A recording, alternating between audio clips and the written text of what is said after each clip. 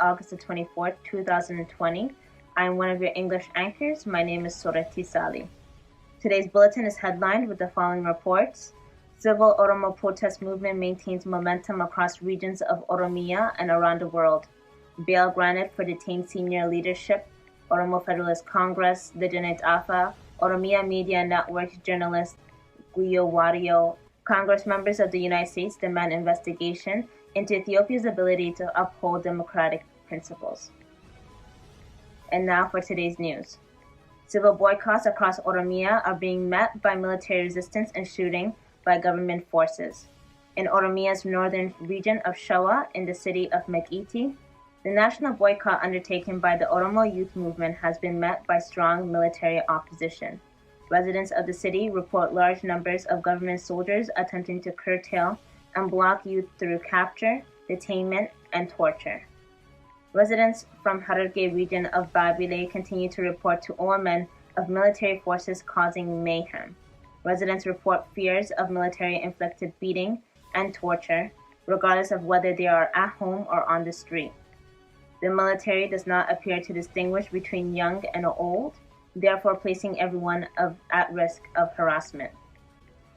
Judges at the Federal First Instance Court Areda branch have today granted a 10,000 Ethiopian birr bail each to 4 individuals, including OFC's senior leadership Dijanet Afa, similarly, and the last journalist to interview prominent Oromo artist Hachalu Hundeessaa Guyo Wario for OMN.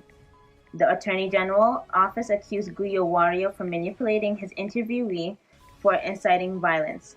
Guyo Wario also declined prosecutors' offer to testify against Oromo opposition figure Jawar Mohammed. Around the world, the Oromo protest movement continues to gain momentum. Ethiopian embassies in Western countries are engulfed by protesters demanding accountability by Abiy Ahmed's ruling party.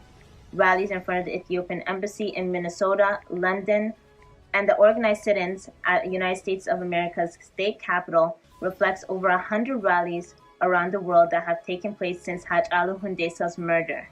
Participants attending protests rally against Ethiopia's retreat from reform, as evidenced by the current detention and mistreatment of opposition leaders Bekele Garba, Jawar Mohammed, other political opposition leaders, and Oromo civilians. Protesters cite widespread violence by government forces against Oromo people and other Ethiopian nationalities. In the United States of America, Ethiopia's abuses against human rights have been noted. 20 congressmen and women have penned a letter to Secretary of State Mike Pompeo to take action. The congressmen and women convey serious concerns for Ethiopia's regression in democratic principles, restriction in freedom of speech, internet access, and arrest of journalists and opposition officials. Representatives of the Oromo Legacy Leadership and Advocacy Association report particular concern that regression of democratic principles before the impending Ethiopian election will silence the voices of more than 50 million Oromo people who brought Abiy into power in 2018. Secretary Pompeo is expected to respond within 60 days. Leaders of Ethiopia's ruling party, Prime Minister Abiy Ahmed, continues to maintain strategic silence as his country descends into chaos. Using social media and government-controlled news broadcasts, Ahmed suggests Ethiopia as a tourism magnet on global platforms. His international messaging contrasts his domestic leadership. Oromia continues to be under military rule known locally as command posts. Ahmed addressing Ethiopian audiences by announcing his government has imprisoned more than 9,500 Oromo since the murder of Hachalu Hundeessaa under the guise of law enforcement. Unofficial sources indicate that closer to 100,000 Oromo detainees incarcerated in different military camps, schools, warehouses, and churches. Many are infected with uncontrollable cases of COVID-19. That's all the news I have for now.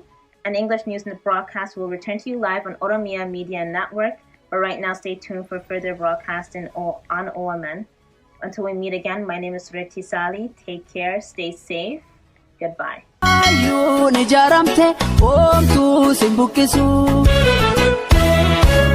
OMN